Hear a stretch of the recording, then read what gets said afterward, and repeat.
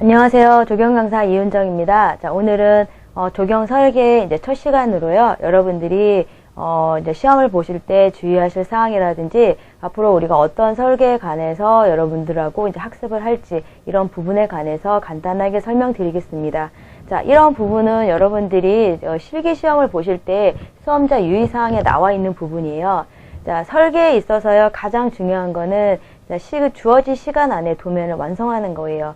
자, 주어진 시간 안에 도면을 완성하지 않으면은요, 채점 대상자가 되지 못하죠. 그러면은 0점 처리되거나 정말 1점 처리가 돼요. 그러니까 여러분들이 무엇보다 중요한 거는 시간 안에 제출을 해야 된다라는 거, 미완성이 되면 안 된다라는 거죠. 그래서 자, 여기에서 이제 우리 1교시에는요, 이제 그 물량 산출 시공실무에서 적산을 이제 우리가 시험을 보게 되고요. 그리고 잠깐 휴식 시간 갖고 2교시에서 우리가 설계 시험을 보게 되는데, 자, 설계 시험에 있어서는 산업기사 같은 경우에는 2시간 30분, 기사는 이제 3시간 정도가 수험 시간이에요. 그래서 여러분들이 어떤 이제 종류를 이제 응시를 하는지에 따라서 시간 배정이 달라지니까 그 시간 안에 여러분들 트레이싱지 2장 완성이면 2장 다 완성해서 그리셔야 된다라는 거, 그리고 3장이면 3장 다 완성하셔야 된다라는 거, 그게 무척 중요하다라는 거 다시 한번 이제 강조해드립니다. 자, 그리고 주어진 트레이싱지 같은 경우에는 밑에 우리가 시험장에서는 대부분요, 일단 그런 이제 그 밑에 바닥에 놓는 그 캔트지하고요, 트레이싱지는 제공이 되고요. 그리고 각 시험장에 일단은 이렇게 문의를 해보셔야 돼요. 그곳에 제도판이 있는지, 아니면 T자를 사용하는지, 또는 평행자가 있는지, 이런 종류. 간혹 가다 보면 그런 이제 점검을 하지 않게 되면은 어떤 시험장은 막 이렇게 T자만 있는 경우도 있고요. 그러니까 상황이 안 좋은 경우도 있어요. 그러니까 여러분들이 그럴 경우에는 여러분들이 이거 챙겨서 가셔야 되거든요. 그러니까 그런 거를 대비해서 미리미리 준비하시라라는 소리예요. 그래서 자, 그런 것도 이제 유념하시면 되겠고요. 자, 항상 중요한 거는 시간 내 그릴 수 있어야 된다라는 거. 자, 그리고 이것도 이제 수험자의 이제 유의사항인데요. 이런 이제 전 과정을 응시해야 된다라는 거. 그리고 설계를 할 때는 우리가 기본적으로 샤프를 쓰게 되고요. 여러분들이 수험 번호만 이제 볼펜을 사용하게 되죠. 그래서 제도만 연필로 하시고 수험 번호라는 이런 기재는 볼펜으로 하시면 되는데, 자, 도면에 보면은요, 지금 이렇게 자, 저희 문제집에 있는 도면을 보시면, 자, 테두리선, 자, 트레이싱지면 테두리선 그어놓고 범례 딱 만들어 놓고 이름 쓰는 난이 없죠. 자, 시험장에 가서는요, 이런 부분에 전부 다 고무 날인으로 도장을 찍어줘요. 그러면 찍어준 날인 쪽에다가 여러분들이 이제 수험 번호라든지 이름, 이런 부분을 쓰시면 되는 거거든요. 그래서 그냥 여러분들 똑같이 1cm씩 그리고 나서 나중에 찍어주면 그 부분에다가 여러분들이 기재하시면 되니까 이 부분은 따로 연습하실 필요는 없으세요. 그래서 자, 요렇게 만들어 주시면 되겠고, 자, 그 다음에 이제 그 주어진 순서대로 작성을 하는데, 자, 제가 여러분들한테 권해드리는 방법은요, 일단은 시설물 배치를 먼저 완성을 해요. 시설물 배치가 가장 중요한 도면이거든요. 시설물 배치를 한 다음에 그 다음에 배식 설계를 그리고요. 그 다음에 어떻게 개념도라든지 단면도를 완성을 하는 순서예요. 그리고 문제 자체는요, 항상 이런 순서로 가진 않아요. 시설물하고 배식을 같이 하는 경우도 있고요. 단면도와 개념도를 같이 그리는 경우도 있고, 이렇게 이 조합 자체가 시설물과 단면도가 조합이 될 때도 있고, 그거는 문제 내는 사람 마음이기 때문에요. 거기에 따라서 여러분들은 그대로 여러분들 작성을 해주시면 된다라는 소리예요. 그러니까 일단 중요한 거는 시설물 배치도를 먼저 작성한다. 먼저 개념을 잡아야 되는 거 아니에요 라고 하시는데요. 자, 개념을 예를 들어서 개념들을 먼저 작성을 해서 이제 시설물 배치에 들어갔어요. 그런데 시설물 배치에서 공간이 바뀌었어요. 그러면은 약간 수정사항이 있겠죠. 물론 개념만 잡은 거기 때문에. 그러면 여기에서 개념들을 재수정해야 된다라는 거죠. 재수정을 할 시간이 없기 때문에요. 일단은 시설물 배치에 모든 개념이나 실제 시설물 계획, 그다음에 공간 계획, 동선 계획을 같이 하시라라는 거예요. 그래서 일단 이제 이런 시설물 계획이 먼저 들어간다라는 거 중요하고요. 자, 그 다음에요. 그 5번에 보면 이런 범례가 우리가 여기다 도면 그리잖아요. 도면 그리고 여기에다가 범례를 써요. 자, 중요한 거는 도면의 완성은요, 범례에서 결정이 돼요. 완성은 어디에서? 범례, 즉 시설물 수량표, 수목 수량표 이런 표에서 여러분들이 결정이 되죠.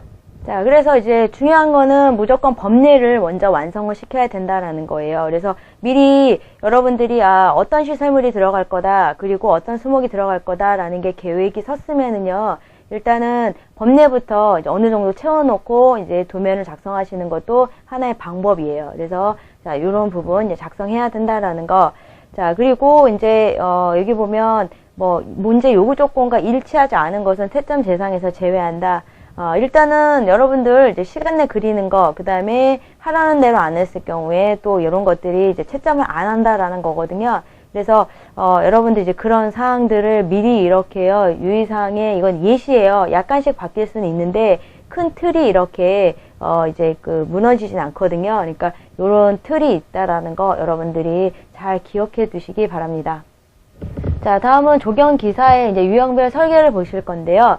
자, 요거는 여러분들과 이제 저와의 이제 그런 앞으로 어떻게 진행을 하겠다라는 이제 계획표예요. 그래서 여러분들이 일단 제도를 하실 때요, 바로 제도를 하실 수는 없어요. 그러니까 어느 정도 이제 어떤 도구들이 필요한지 먼저 아셔야 되겠고, 그 다음에 이제 작성하는 법이라든지 이런 부분을 여러분들이 먼저 아셔야 되거든요. 그래서 기초적으로 먼저 잡아가는 게 중요해요. 가장 우리가 도면에 있어서 첫인상이라는 거는 선하고 글씨예요. 그렇기 때문에 여러분들이 선과 글씨 부분 이제 연습을 하셔야 되겠죠. 그래서 이런 부분 선도요, 우리가 지금 보면 0.9mm 샤프로 쓰는데 그걸 가지고 굵은 선, 중간선, 가는 선 낼 수 있게 도면 작성하는 법이라든지, 그리고 이런 시설물이라든지 수목의 표기 방법 이런 것들은 일단은 여러분들하고 이제 저와 약속을 해서 그 기호를 정하고, 그런데 이게 일반화되어 있는 약속 방법이죠. 그래서 이게 딱 그것만 써야 된다라는 건 아니에요. 그러니까 여러분들이 일단은 뭔가 하나를 딱 정해놓고요, 그걸 가지고 응용해서 쓰시면 되거든요. 그런데 너무 크게 벗어나지 않도록만 사용하시면 돼요. 그래서 예를 들어서 파고라다, 그럼 파고라를 이렇게 그린다.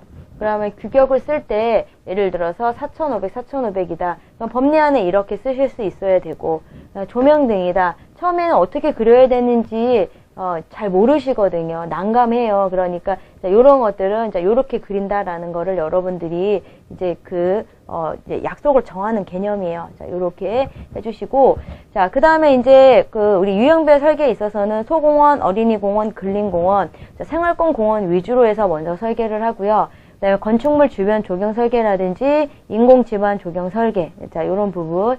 그다음에 인공 지반은 이제 옥상 정원, 주차 공원 위에 이제 설계하는 부분이 나와요.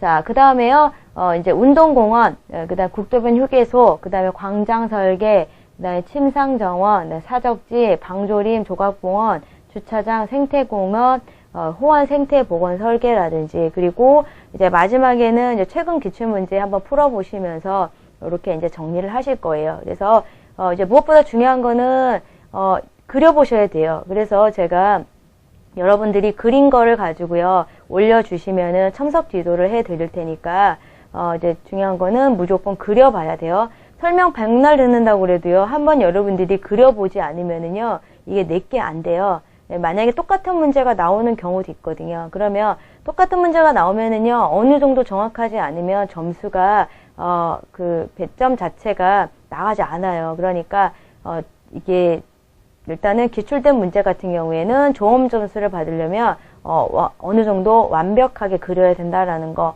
자, 그러려면 여러분들이 한 번씩 다 그려보셔야 되겠죠. 눈으로만 읽지 마시고 항상 그려서 여러분들이 올려주시면 제가 요일로 이제 일주일에 한 2번 정도 이렇게 체크해서 여러분들한테 한꺼번에 이제 올려드릴 거예요. 그러니까 자, 여러분들 반드시 이제 뭔가 작성해서 올려주시고, 그리고 다시 검토받고 다음 문제 나가고.